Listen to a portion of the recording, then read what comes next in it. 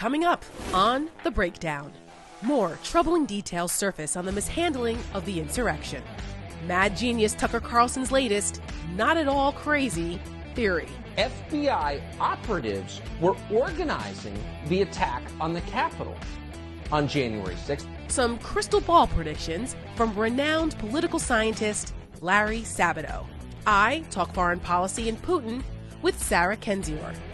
Plus, trivia and a giveaway for you, our amazing LPTV audience. And I'll take your questions from Twitter. It's a big show, and it all starts now.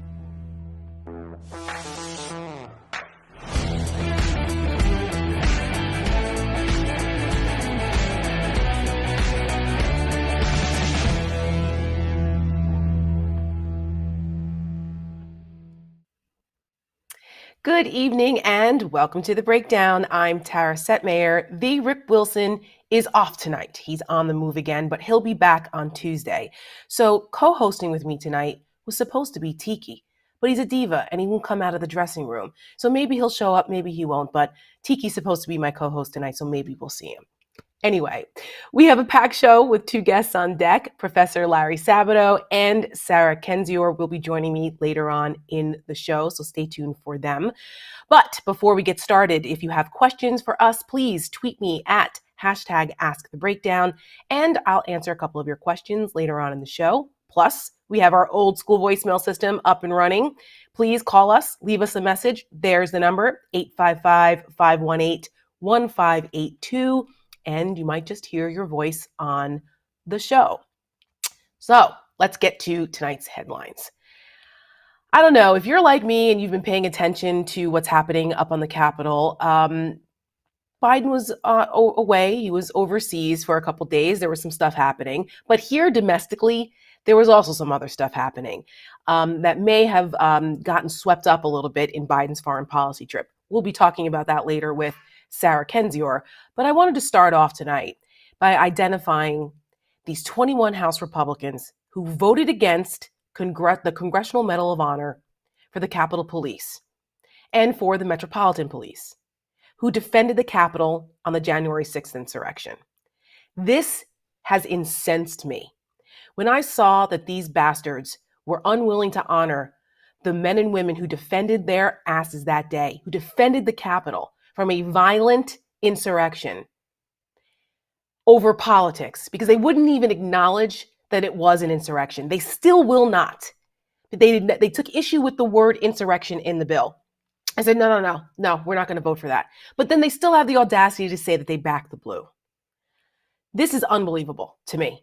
And it should be unacceptable to every American who supports our democracy, who supports our men and women who defend us in law enforcement.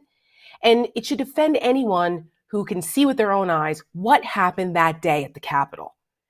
This is about truth. It's about facts. There were 406 lawmakers who overwhelmingly supported this. There was overwhelming bipartisan support. But yet there were still 21 obstinate SOBs that refuse to acknowledge what happened that day. So much so that they would dishonor the work, the sacrifice, and what those officers did, and still denying it. Representative Adam Kinzinger, who I applaud for finally speaking out, he had enough. He's finally had enough. Him and Liz Cheney, they are going, straight out. They don't care anymore. They're calling everybody out on this. He actually said, quote, "How can you vote no to this is beyond me." Then again, denying an insurrection is as well. He's exactly right. We just put up the 21 names of the members who voted against this. And if any of those people you're in their districts, even if you're not, call their offices and let them know how anti-democratic they are and what a disgrace they are to their oath of office, that they would not honor the men and women who defended them that day against that violent mob. That is not what they were sent there to do. It's outrageous. Now, what also was in this bill? There's been a 3-month standoff to award the hero, Officer Eugene Goodman, who basically single-handedly diverted the angry mob from the Senate chamber that probably would have killed somebody. It wouldn't have mattered who it was if they'd gotten through. We already know that it was a mere seconds between that mob and the vice president, and Officer Goodman redirected them for that. his Medal of Honor has been, held up because of this nonsense. Then you have this jerk off Representative Gosar, who said that the Capitol Police actually were lying in wait to, quote, execute Ashley Babbitt. Remember her? She's the woman that tried to break through the door into the hallway that led to the House chamber.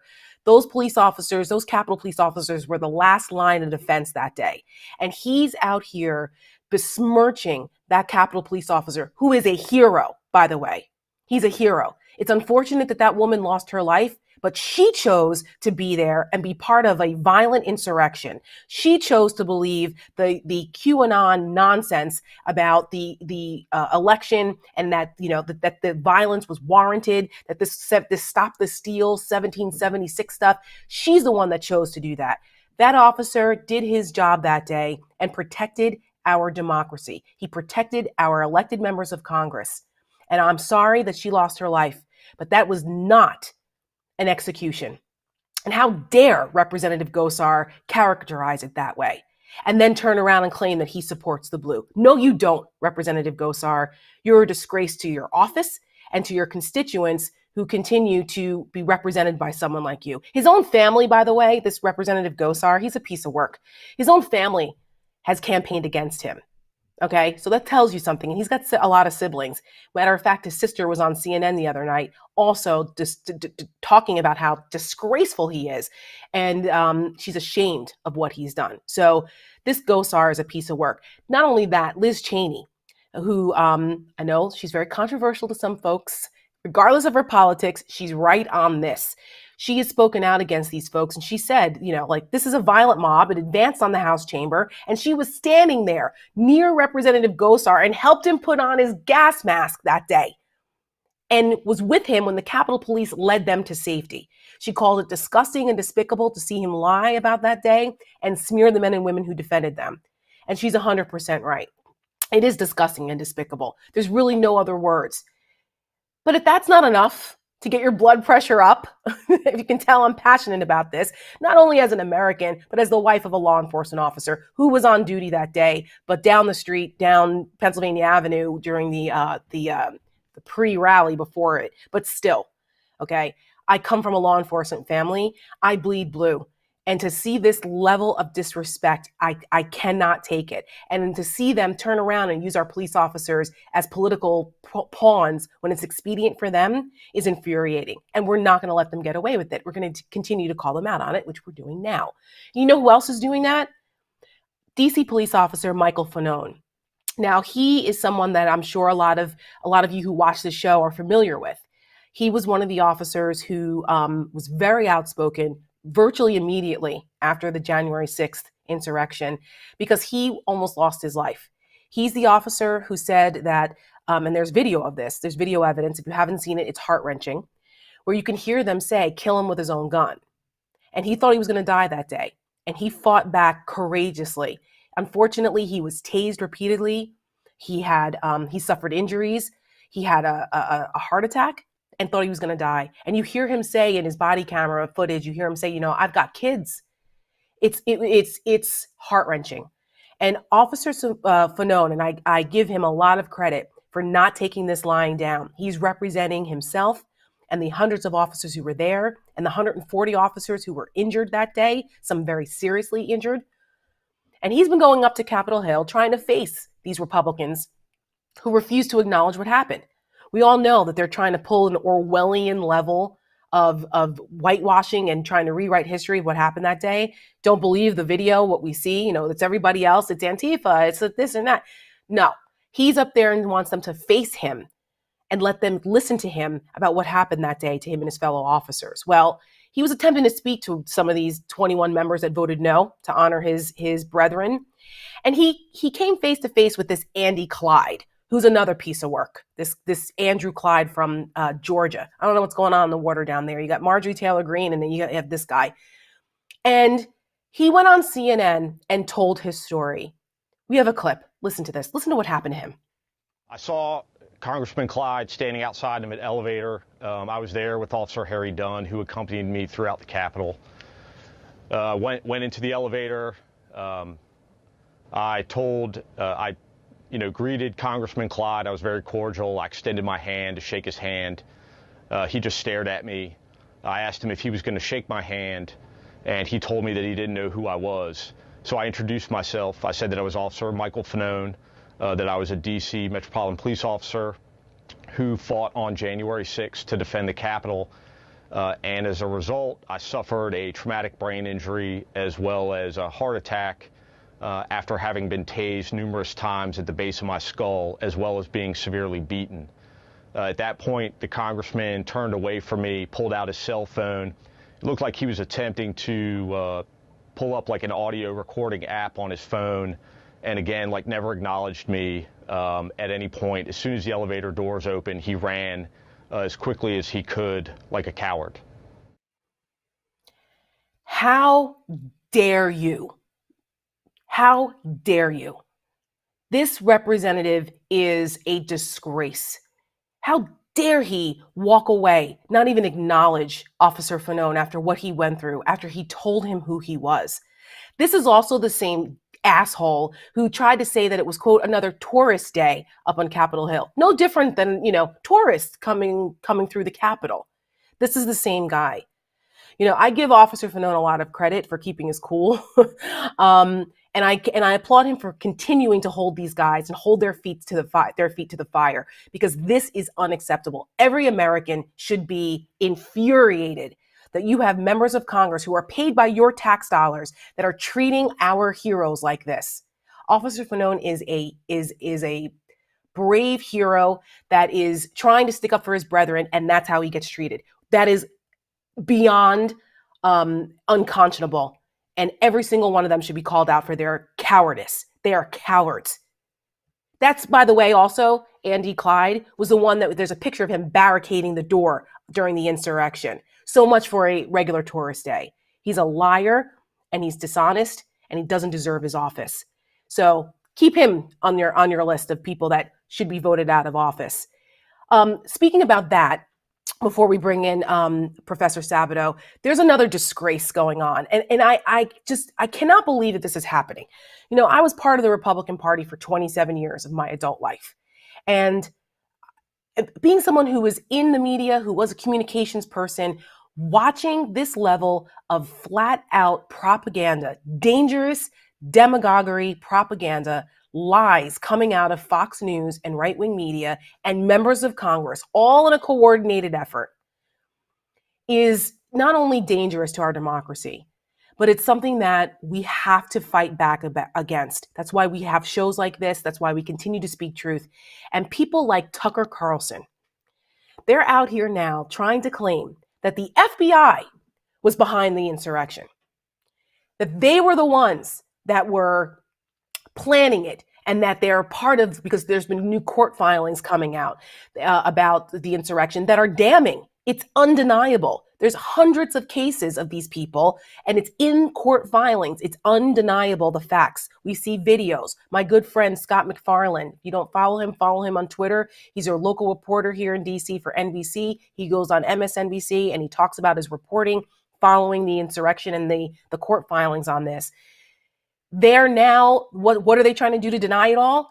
Tucker Carlson and his crew and his merry band of lying minions are literally trying to say that the FBI was behind the Capitol insurrection. Take a listen to this bullshit. Person 2 and Person 3 were organizers of the riot. The government knows who they are, but the government has not charged them. Why is that? You know why. They were almost certainly working for the FBI. So FBI operatives were organizing the attack on the Capitol on January 6th, according to government documents. Are you freaking kidding me? This is where we are now? It's the FBI's fault? First it was Antifa, then it was just regular tourists, now it's the FBI. This is absolute insanity. This is kookery at a level that we have never seen before, but this is how far they're going to go. This is gaslighting to the nth degree, and we have to call them out on it. First of all, just really quickly, you can't have FBI informants be unindicted co-conspirators, you dumbass. Learn the law. Learn the law and get some real people who are on your show to actually explain it to you instead of the sycophants that come on there to, stroke your ego and peddle the BS. It's not even it's not even a thing. So the absurdity of this is infuriating, but it's dangerous because there's millions of people that watch this guy. 3 million people watched that show on Tuesday. So we have to beat back against the nonsense. Newsflash, the FBI didn't plan the insurrection. Okay? No. Hey, all right. So moving on. We have a special game tonight at the end of the show. And we're testing you guys, okay? So if you were watching the interview we had on Tuesday, the unbelievable interview with Michael Cohen, then you might be able to participate in our giveaway. And you'll have a chance to nab some LPTV gear in this giveaway at the end of the show. We're going to do a little trivia, and it has to do with the Cohen interview. So stay tuned for that at the end of the show, and you might win some LPTV gear in our giveaway. Head over to the LPTV Twitter. There's some trivia questions there, and then tweet us your answers and use hashtag #AskTheBreakdown, and we will randomly pick 3 winners at the end of the show. All right. Next up, we're talking to our first guest, my good friend, Professor Larry Sabato from the University of Virginia Center for Politics, and we'll take a look inside of his crystal ball. Stick with us.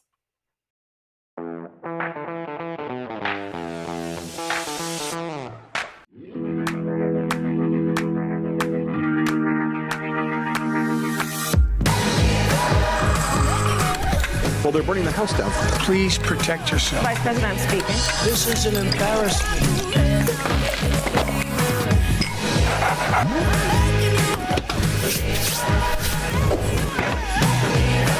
If you count the legal votes, I easily win. What the fuck? Have some faith, I'll make you a believer.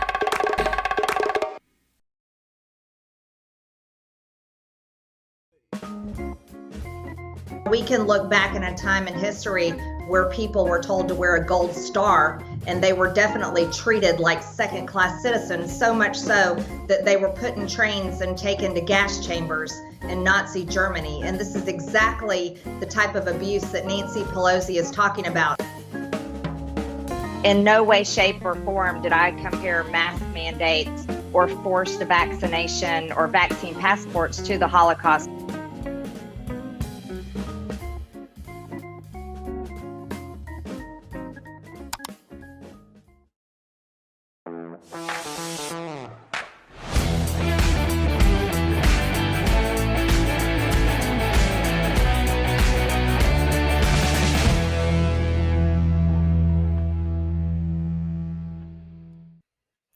And welcome back to The Breakdown. Still looking for my co-host here, my guest host tonight, Tiki. He's around here somewhere. He won't come out of the dressing room. I don't know. Maybe he'll show up for this segment. We'll see.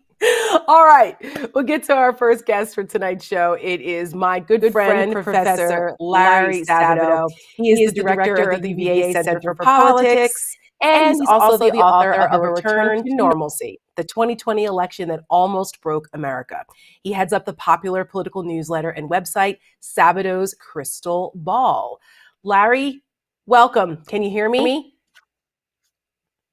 Tara, I lost you about halfway through. And it was a tragedy because you were saying great things about me. So we need to redo that part of it. I don't want to miss a word. Well, here's the good thing. Here's the good part about it. We've got a whole 15 minutes to talk, and I can say lots of good things about you during that, too. That's great. That's great. I do want to say, I hope, listening to your first segment there, I hope I never make you mad at me. You are a ball fire. And also, you're a woman of many titles, but the most important title you have is visiting scholar at the UVA Center for Politics. So you didn't mention that, so I'm going to have to mention it. See, we're real. It's real back here.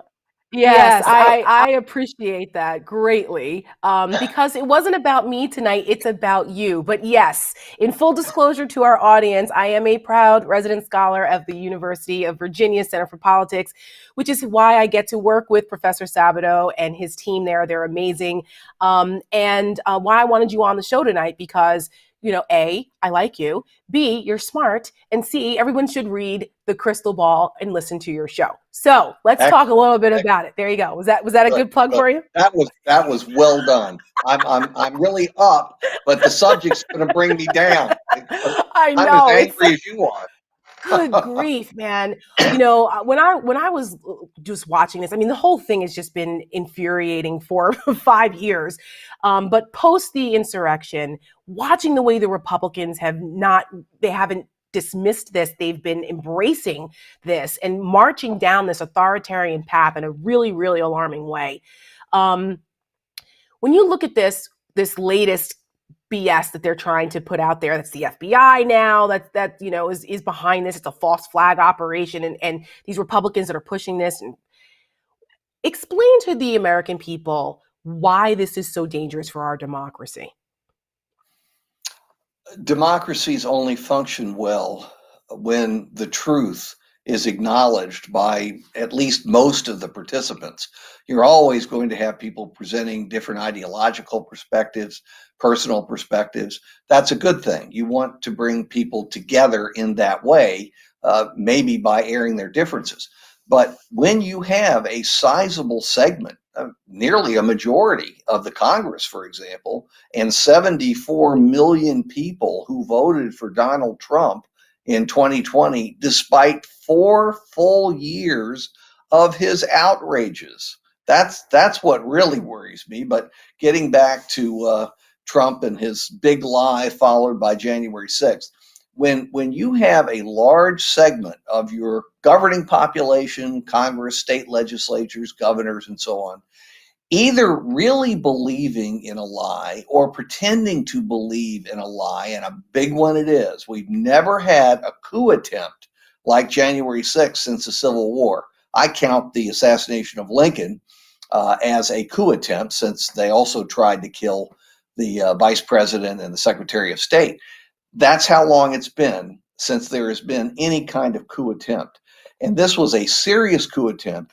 And those who are trying to blow it off and say it didn't matter are actually doing this republic great harm. They're doing almost as much harm as the sickening mob that showed up at the Capitol. And every single one of them must be prosecuted. But Tara, every single member of Congress in the House and the Senate who voted to overturn the election based on nothing, who refused to give a gold medal to the officers who protected them, and on, they all need to be punished in one way or another. It would be nice if the voters did it. I think we can give up on that.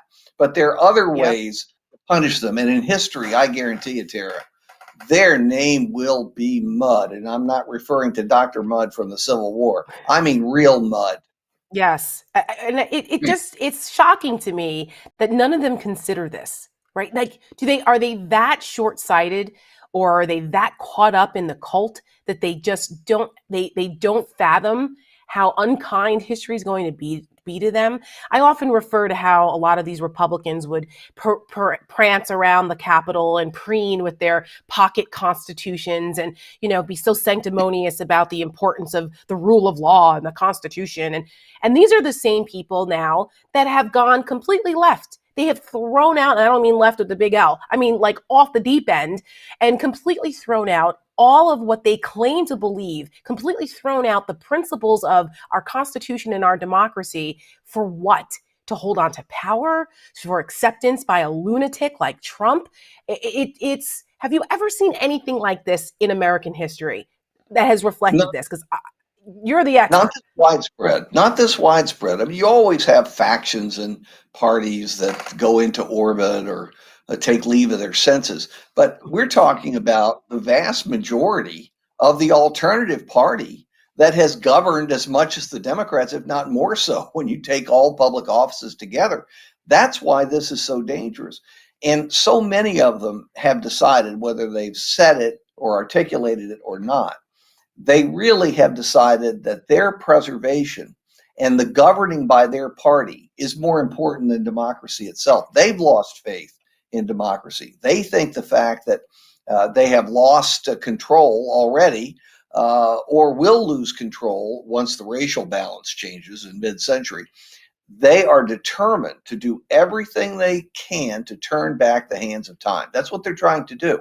They're going back into the 20th century in terms of voting rules and regulations and laws. I don't know how far back. I worry that it will go back to the 19th century, but they're going back to the 20th century. But it's so much more than that. Some of them, as you rightly point out, are cultists. They're just part of the Trump cult. They believe every word this gigantic liar says. And he is a disgrace. He is the worst disgrace the American people have ever elevated to the Oval Office. I'm just Hands amazed down. that more people can't see that. It's so obvious. And then beyond that, you've got, in addition to the cultists, you have the Republicans who basically believe that they can't get elected. They can't get reelected unless they play to the Trump base. And they may be right, because they're up in primaries. They can be defeated by somebody who says, he's only for Trump 90% of the time. I will vote with our great president 100% of the time. So they're worried about that. And then you have others who make all kinds of rationalizations. We both heard them, mainly privately. Oh, well, we have to get through this. I'm just going along to get along. But boy, once this is over, you're going to see me speak up. Yeah, maybe in the next life. We might have a chance of that in the next life, although I don't know if you're allowed to do that from hell. Speaking of hell, I think that's what Donald Trump is living right now. His worst fear in life is being a loser, right? He doesn't want anyone to know how much money he actually does have. They don't want to know what a failed businessman he really is. He's done so many things to hide the many failures. I've never seen anyone fail up so incredibly in my entire life. You've said that Trump created the big lie because he was embarrassed. Tell us a little bit about that. Sure. Well, the giveaway was in 2016. He created the big lie ahead of the election. He won. He won in the Electoral College, not in the popular vote. But He believed right up until the end, and no one will ever convince me otherwise, that he was going to lose. And he wanted to make sure he had a ready-made excuse that his followers would believe, because, as he said himself, he could go down to Fifth Avenue and kill somebody and they'd all applaud. So he had to have an excuse for them. And the excuse was millions of illegal immigrants had flooded the polls and voted. Voter fraud here, voter fraud there. And then when he won, he had to say, well, it was there. I actually won in a landslide. Why, I carried, 50, 60% of the popular vote. So it started in 2016. He had already built, if I can use the word, credibility for this incredible claim with his followers prior to 2020. I think in 2020, he thought he was going to win in the end, that the same thing would happen and the polls were wrong, and they were wrong in some cases. Again, he thought he was going to win, but he wanted it there in case he needed it. And because of the pandemic, it turned out he really did need it. But the only people who believe it are the people who are in Cult 45. The problem for our country is there are millions and millions and millions of people who need deprogramming. We don't have enough of those centers. They need a month, 2 months, a year in a deprogramming center, and they won't go, and we don't have the facilities anyway. Please, people won't even get a vaccine to save their lives. You think they're going to go voluntarily to deprogramming centers? Well, if only. I know. Forget about a shot. After all, as kids, none of us like to get a shot. So maybe some of them are just overgrown kids. But to refuse to wear a mask, you go back and look at the pictures of the influenza epidemic in 1918, and with their rudimentary knowledge of disease, they knew enough to wear masks. Right. And here, with all our scientific knowledge, they refused to wear masks. They refused to do what our predecessors did, our ancestors did in 1918 in order to save their lives. It's pitiful. It's pitiful. And it shows you the power of the cult. It shows you the power of the cult, though, right? Donald Trump was able to weaponize something that would save people's lives. I moved from just calling it a cult to calling it a death cult at this point. We have over 600,000 dead Americans because of it. It's insane. It's scary because it shows you how many people are susceptible to it. And it hasn't diminished much. I remember, and you got this too from Republican leaders and some middle rank congressmen. And in December and January, they were saying, just be patient. He's going to fade so fast. He'll be out of the picture by the end of February, one of them said to me, and others said, give him a few months. Well, here we are, halfway through June, and he's still center stage virtually every day, because that's what he lives for. That's And right. that's what his cult lives for. And they're not going to let him get off center stage, and he'll never want to get off center stage. So that's the Republican problem, but it's also the Republic's problem. That's absolutely right. And Michael Cohen, who was with us on Tuesday, he will confirm to you that Trump never thought he was going to win, and he was by his side through all of it. He was just as shocked as the rest of us, and yet here we are. And he also knows that Trump is never going away as long as he continues to get that adulation, as long as it's like oxygen for him. He also said that watching the violent insurrection on his behalf was better than sex for Donald Trump. That's how much he gets off on this. And this level of just depravity is what's running the Republican Party now. They're giving license to it, and it's scary to think where that could go. But I want to get a couple of your crystal ball predictions in the last few minutes that I have you. The Democrats, we'll talk about them for a minute. Do you think the Democrats are going to lose the House? Well, it's a year and a half away. It's very difficult to say. Normally, you would rely on history, and you would say history says, yes, they'll lose the House, and they may well lose the Senate too.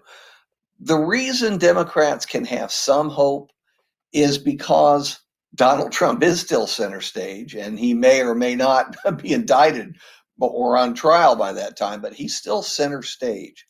And that reminds Americans of the choice that they faced in 2020. And at least the popular vote went very substantially away from Trump and toward the Democrats. Joe Biden, to this point, despite a couple of polls released in the last couple of days, which I frankly don't believe, has maintained his popularity basically where it was on election day, plus 2 or 3 points. In a polarized system like the one we have today, that's as good as it's going to get for a president. And he's 10 points over what Trump was at for his entire presidency. If a president is over 50 and is reasonably liked, more than tolerated, liked, and has had some successes, which Biden has had, we'll see whether they continue. And the economy continues perking along. It may not be roaring, but at least it's not in recession. That's got to continue. And the pandemic doesn't flare up again. Notice how many ifs are here. Then Democrats have a shot of saying it's us or chaos. Do you want to go back to that chaos? Why would we ever want to go back to the way it was just 2 short years ago? I'm quoting a Reagan ad from 1984. When he said it was 4 years ago. But why would we ever want to go back to the way it was just 4 short years ago? And that's the key to a Democratic victory, if there is to be one. It's not going to be a landslide. If they hold on, it'll be by the skin of their teeth, just like in 2020. And I don't think it's probable, but I think it's more possible than it normally is for the in-power party in a midterm election. Do you think the Democrats are messaging this well enough? Because I don't think that they've gotten it yet. I just don't know that they're focusing on the right things. Maybe they will come, a year from now when they're, facing down their mortality here and electorally. But do you think that they're focusing on the right things? Oh, nothing's changed since Will Rogers said in the 1920s, I belong to no organized political party. I'm a Democrat. Okay. This is just the way it is. Not that the Republicans are avoiding factionalism. I mean, my God, they're at each other's throats too. But more of it private than public. You have a few courageous people like you mentioned them, Adam Kinzinger, Liz Cheney, a few others. And Kinzinger, I give particular credit to. He has guts. He is my favorite Republican. I've said that on Twitter. I don't agree with him on loads of other issues, but what matters is he's got guts. He's willing to stand up and be counted. and all of those other cowards, and that's what they are. Cowards. Truly. The ones who know better and refuse to stand up and be counted, and may history curse them. And that's about as far as an academic who's usually mild-mannered goes, Tara, and I did it for you. I appreciate that. And you know what else? I couldn't help but notice, not only have you been very candid, and I appreciate that. That's why we love you, Larry. But I couldn't help but notice that you have a striking resemblance to someone else who's in politics that we see all the time. Have you ever seen this guy before? He owns a pillow company. You ever heard of him? Yeah, no, I'm going to cash in on it. I'm producing my Larry pillow, and they're going to be better quality and cheaper. And I won't violate any rules or laws. I won't say 2 for the price of 1. So they're going to be great pillows. And Tara, I'm gonna offer you a free one just so you can promote it during your show. I will love it. He's my doppelganger. He is my doppelganger, and wouldn't you know, I would get stuck with that kind of doppelganger. But what the heck? I'm almost 70. I don't care anymore. Hey, embrace it. Have a little fun with it. Yeah, you have to. You got it. You got it. Larry Sabato, we appreciate you. Professor Sabato is the director of the Center for Politics at UVA. Check out his crystal ball. Check out his new book. Thank you so much for joining me on the breakdown tonight. I'll see you in Charlottesville, hopefully soon. We look forward to it, Tara. Take care of yourself. Thank you so much. Bye-bye. I love Larry, and it really is an honor to be a part of the UVA family down there and get to be a nerd and talk politics. So, all right, stay tuned. We have more to come. We're going to take a quick break, and when we come back, we're going to talk a little foreign policy with Sarah Kendzior. We'll be right back.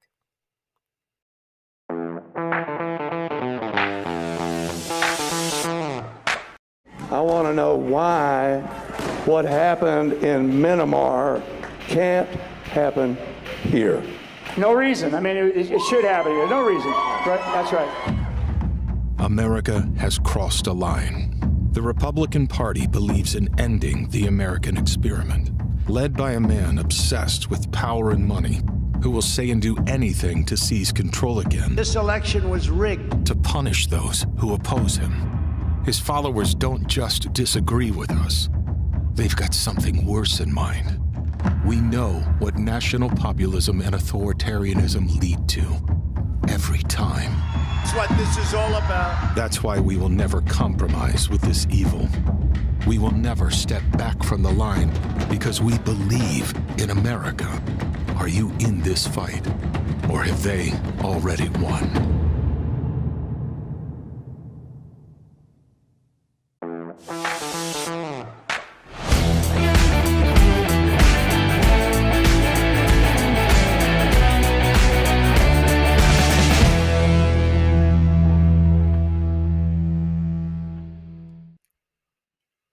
And welcome back to The Breakdown. My co-host has decided to leave his dressing room and show up. He showed up in the middle of the interview, had nothing to say and walked off. Now he's back. Because for the foreign policy part of it, he wants to see Sarah Kendzior.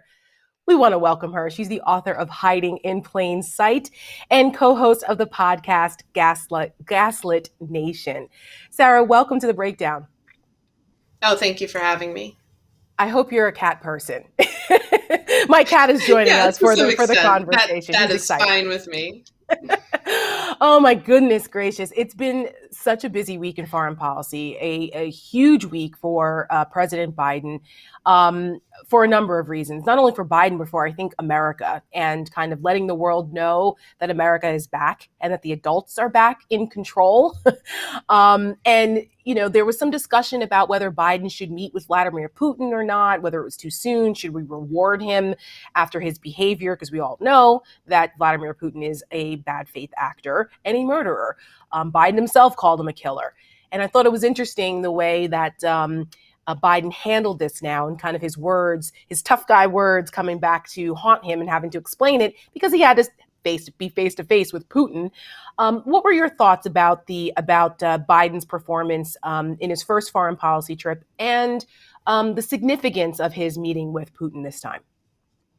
Well, I don't think he should have had a summit with Putin. I don't think Putin deserved a summit, and I think that Putin exploited the situation in order to spread his propaganda to an international audience and to flaunt his autocratic prowess. That said, obviously, it's greatly preferable to have Biden having a summit rather than Trump, the Kremlin asset, having a summit with his handler, which was the previous 4 years of foreign policy. I think that, I was mixed, I guess, on what Biden did. I think that you can't call somebody a killer and then say that you trust them within the same 48-hour period. That makes for an awkward situation. Yeah. And I also think so many of these problems, they're so serious, they're so deep. The main ones being cybersecurity, the prowess of Russian oligarchs and mafiosos and how they've infiltrated international politics. And then, of course, what's happened here in the United States, where we've been under assault from,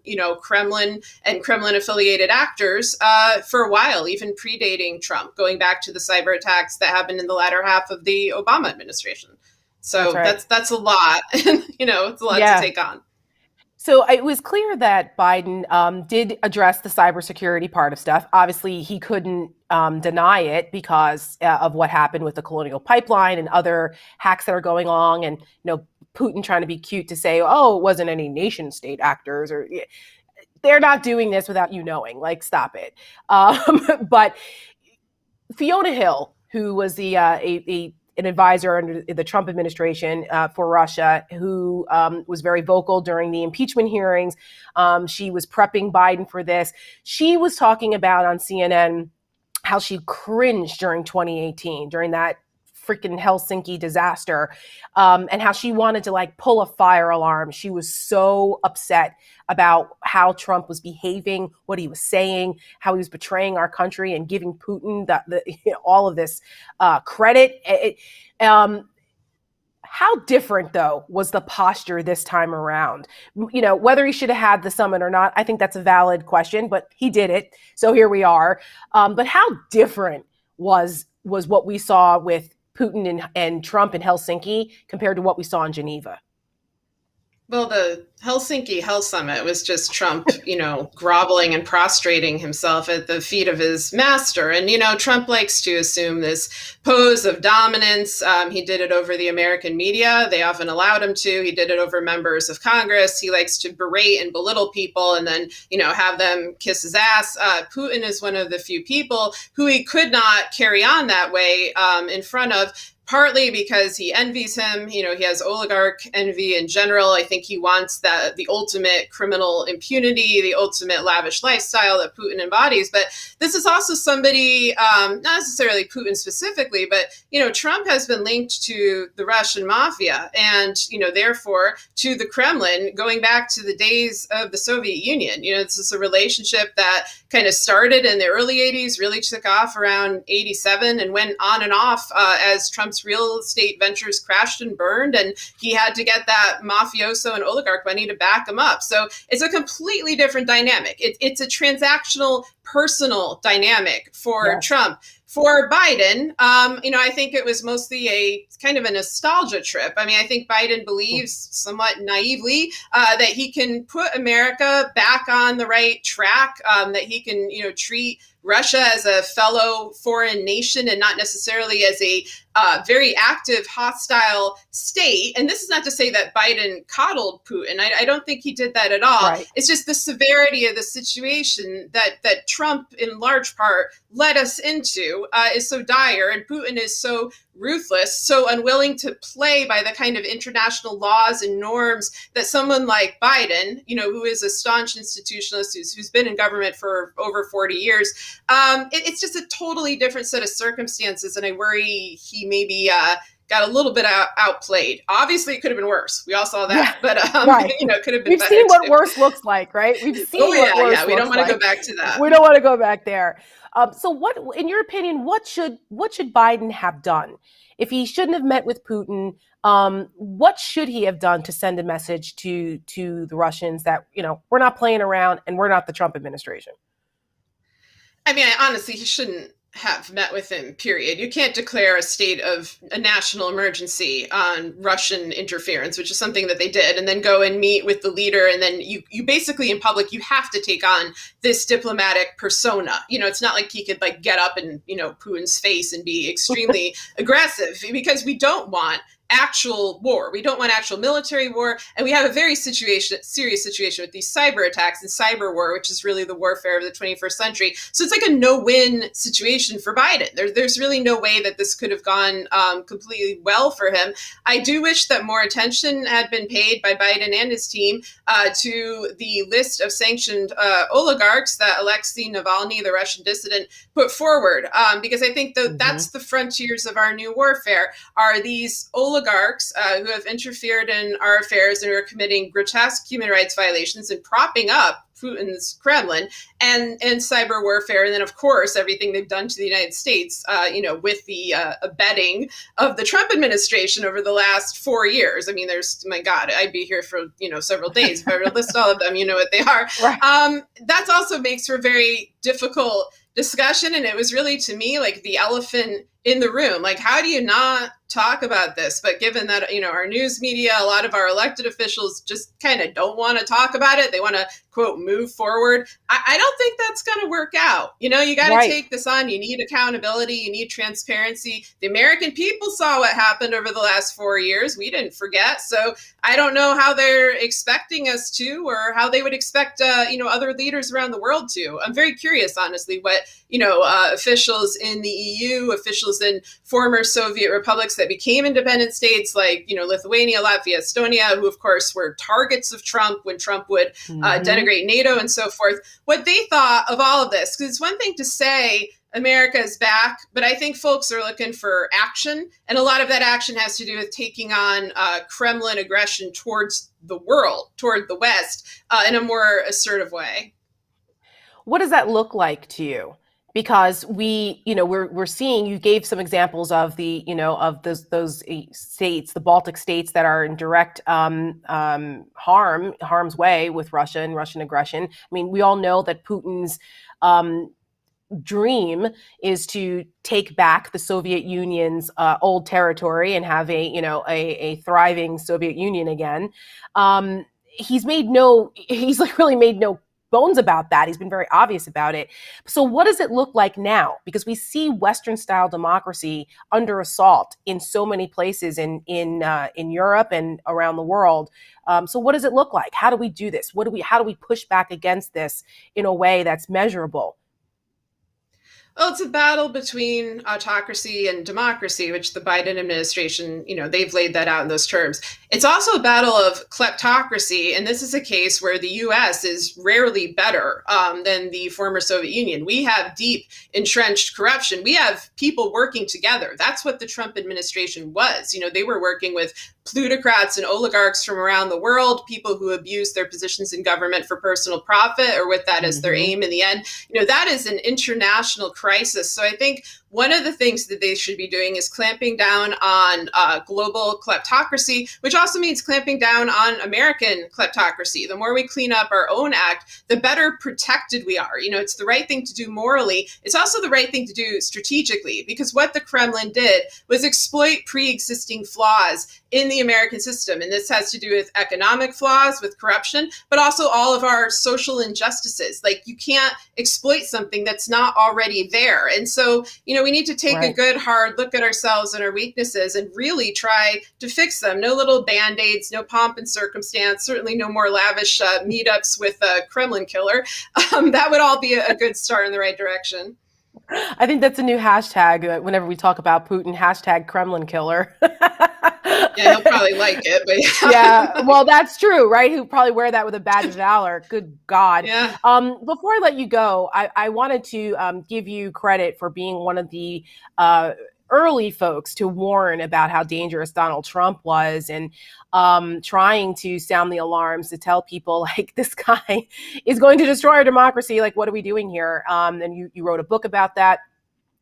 what was the most shocking thing? I mean, I was also an early person that was screaming from the rooftop saying like, what are we doing, America? This guy's nuts. But what was, the most shocking thing through the entirety of Donald Trump's disastrous reign in America that was the most shocking to you? The most shocking thing to me was that people went along with it, that they didn't call it out, that they didn't stand up to him. Trump never shocks me. With Trump, you just got to imagine, like, what is the worst possible thing a human being could do in this situation? Then you have your answer of what Trump is going to do next. But the people who just kicked back, the people who said he would pivot, the people who said he would become presidential and whatever their sorry little excuses were, the people who refused to enforce accountability when so much evidence was in the public domain about his history of criminality and corruption, the enablers are what bother me, because I've never understood that. I didn't understand it with foreign dictatorships, how people just stood back and kicked back and let those rise. And I didn't understand it when it was happening in my own country. And so, I spoke out and many others spoke out, but we need to continue to speak out because the threat is nowhere near over now. Absolutely. Well said. I agree with you. I've always said Trump is who he is. It's the enablers that allowed him to do what he did to our country and continue to. Thank you so much, Sarah. I appreciate you. Keep up the great work. Check out her new book and her podcast, Gaslit Nation. Gaslit Nation. Thank you so much, Sarah. All righty. After this quick break, we're going to play our new game and give away some merch. So stay tuned. We'll be right back.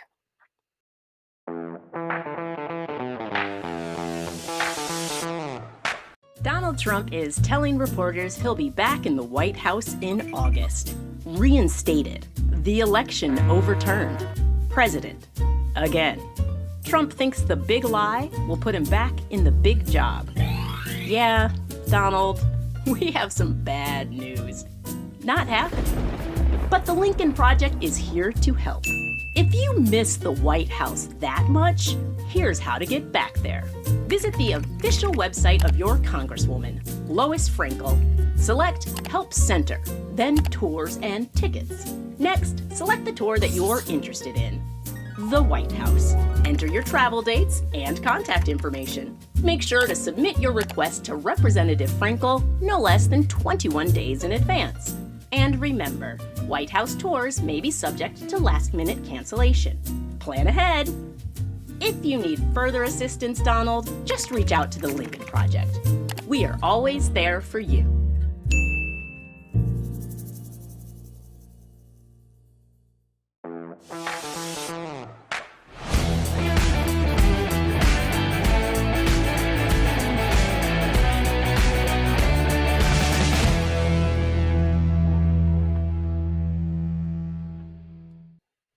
And welcome back to the breakdown. All right, let's have some fun.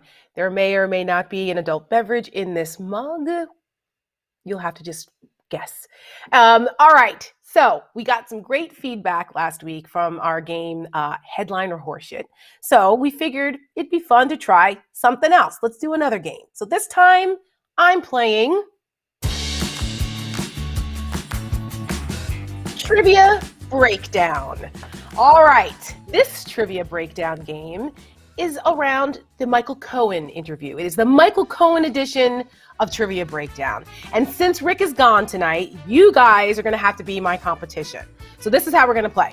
I'm going to ask 3 questions related to the Michael Cohen interview. And I haven't seen them yet, so I don't know. Our producers picked them. And head over to LPTV, the Twitter feed, and tweet your answers. And we'll pull it out. Make sure you use hashtag #AskTheBreakdown. And then we're going to randomly choose who got them right. And you'll get a cool Lincoln Project hat from our gear store. So, got it? Got the rules? I've got my beverage. Let's play. Oh, I almost spilled it. Your first question. All right, in which order would Donald Trump throw his children under the bus? Okay, I remember this. He said that he would send Don Jr. first because he could handle it, and then Ivanka. I think that's right. So I guess Don, Eric, Ivanka. But the point is that he would send all of them to save his own ass. So that's my answer. That's my final answer. Am I if right? I have to, if I have to outline which one's first, Don Jr. is number one. Right? Then you have Eric as number two, Ivanka number three. But rest assured, she goes before he does. Melania would go before Donald would go. Because again, I don't know how many times that I say this on television, I say it to the press, I say it on my own podcast. Donald cares for only one person, and that's himself. Yep. That is the true definition of a narcissistic sociopath. I got it right. All right, who's our first winner? Bruce Bernstein. Trump would throw in his order first Don Jr., then Eric, and finally Ivanka under the bus. Bruce, you are our first giveaway winner. Very good. All right, next question. When Trump was pissed off by one of Don Jr.'s gaffes, who would he denigrate Jr. to?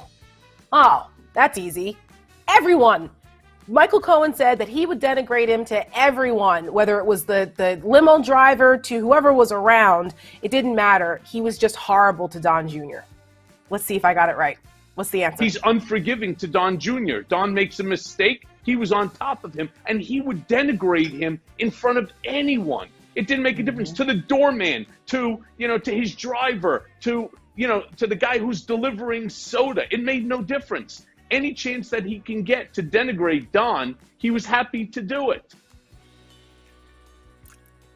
This is good. I'm 2 for 2. Who's our winner?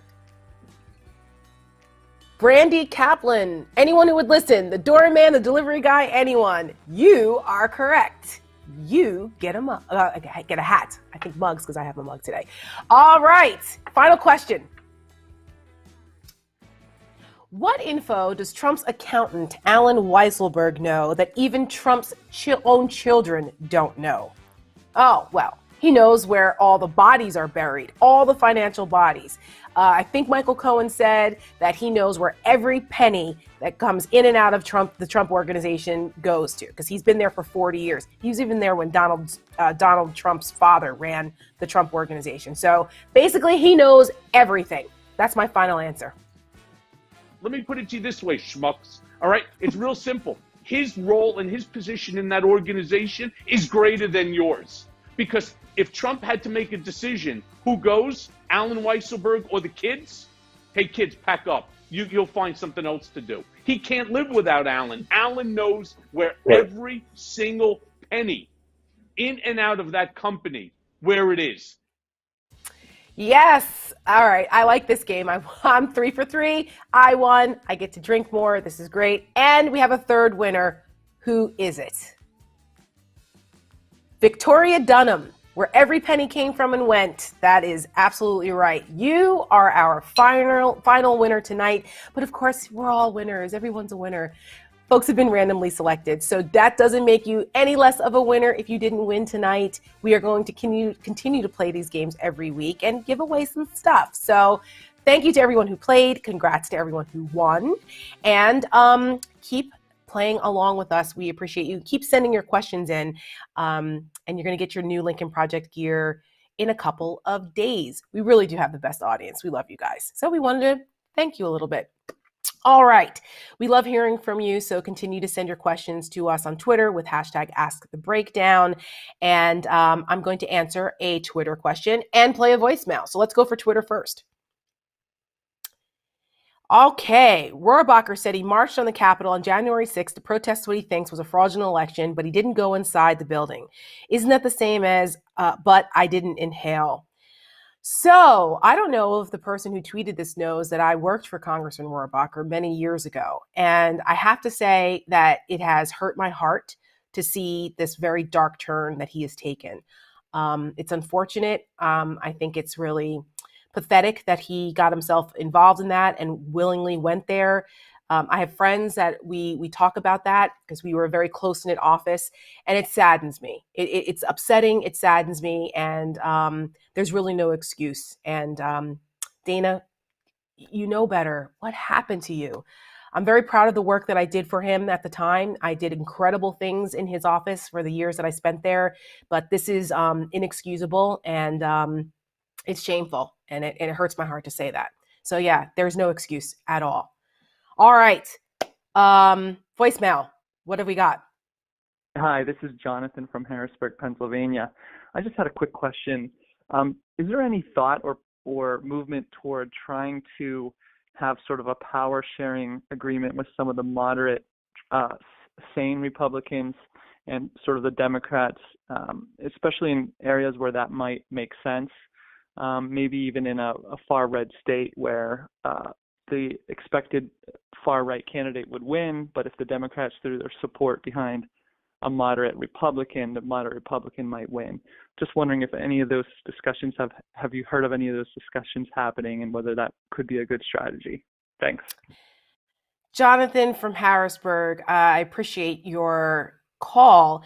You know, this is complicated because every state has different ballot access rules and different primary rules, and whether you're registered as a Republican or a Democrat, can you vote in the primary? Is it open? But I think that they need to be strategic about this. Folks need to be open to kind of those strategic types of votes to make sure that you don't get the crazies. But it's a challenge because we're seeing this tribalism start to bleed out into the state and local races, and you have some batshit crazy people that could possibly get elected. So there are discussions that I know of organizations that are trying to look at the races where things are close, where those kinds of power sharing strategic moves and voting could work. But they need to be open to anything and what is unique to their district and what will work there. That's what they pay political strategists lots of money to consult on. So great question. We appreciate it. All right. Time to end the show. But before we go, I just wanted to talk a little bit about something very positive and something that's coming up this Saturday and something that happened today, Juneteenth. And I have to admit that I was one of the people who didn't really know much about Juneteenth. I grew up in New Jersey. It wasn't something we celebrated. It wasn't something that was really taught in our history books. I didn't learn about Juneteenth until years later when I was in college, to be frank. And Congress has just passed a bill and the president signed it into law, making Juneteenth a national holiday, which I think is fantastic. It's the first national holiday since Martin Luther King Day was designated, and it's been almost 40 years. So it's a pretty big deal. As much as I think Election Day should be a national holiday, that should be the next one.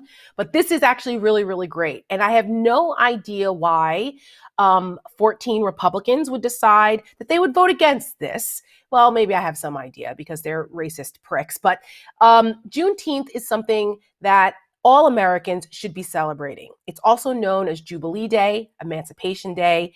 Juneteenth Independence Day is the actual name of the national holiday. What is it?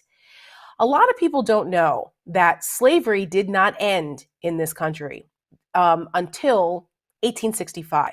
I mean, it might have ended on paper, but there were slaves in Texas that did not get the news until 2.5 years later, after the Emancipation Proclamation was signed. On June 19th, 1865, Major General Gordon Granger showed up in Galveston, Texas, and he issued what was famously known as General Order Number 3. And that was the announcement that in accordance with the Emancipation Proclamation, that, quote, all slaves were free. It's pretty unbelievable that the slaves in Texas didn't know for all this time they were actually free. So months later, the 13th Amendment was finally ratified, which abolished slavery for good, thank God. But we still had problems with, even though slaves were free, there were a lot of slave masters and folks that were not honoring this. And so what did the blacks do in Texas? They started to have their own celebration. And as much as the slave owners didn't want to give up their power, but black folks were resilient and they decided to dress in their best, and they honored that day of June 19th as their actual Independence Day. It's a remarkable story. I encourage everyone to go back and read about it. And sometimes it's uncomfortable for white America to know that this is what happened, but it's important to continue to educate about this. So I'm glad to see that this has become a national holiday. In Texas, they've been celebrating this for years, actually. It became recognized in Texas in 1980. But like I said, I'm from Jersey, so this was something that we didn't really learn about. So I'm glad to see that it's becoming something that the American public will now learn about, similar to the Tulsa riots, the Tulsa race massacre, really. And here we are. So even though there were 14 Republican pricks, like I said, who voted against recognizing the end of slavery, the greatest stain in American history, I want folks to let them know how they feel about that. If you are so inclined, and if one of those 14 members of Congress is your representative, please call their office and let them know. I mean, it may sound silly that, something like this they would vote against, but it's not.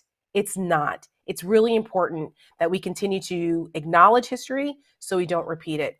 And if you check out the president's signing ceremony and what he said about it, about as a nation, you have to acknowledge the sins of the past in order to never repeat them. And he's right. He's right about that. So it is literally a celebration of freedom this June 19th. And every year now, it's a federal holiday. And thank you, President Biden. All righty. So that is the end of our show. It's been fun. It's been great. We gave some stuff away. We had some great conversations. So we'll be back on Tuesday. Rick will be back. My co-host showed up for a little bit. Tiki decided to make an appearance and then disappear because he's a diva. But we had a little Tiki time. It was all good. So if you want to hear more from the Lincoln Project, make sure you check out our podcast everywhere you get your podcasts. And tomorrow, we have our Lunch with Lincoln. Be sure to check out Rick. He'll be on there tomorrow with Reed Galen, our Lunch with Lincolns over on Facebook. And we will see you on Tuesday at 8 o'clock. Don't miss it. Have a great weekend and good night.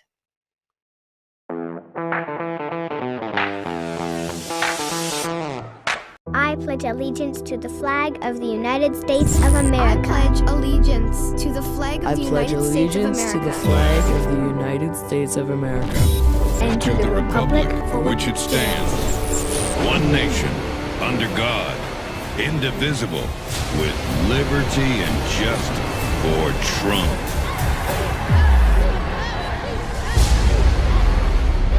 The Lincoln Project is responsible for the content of this advertising.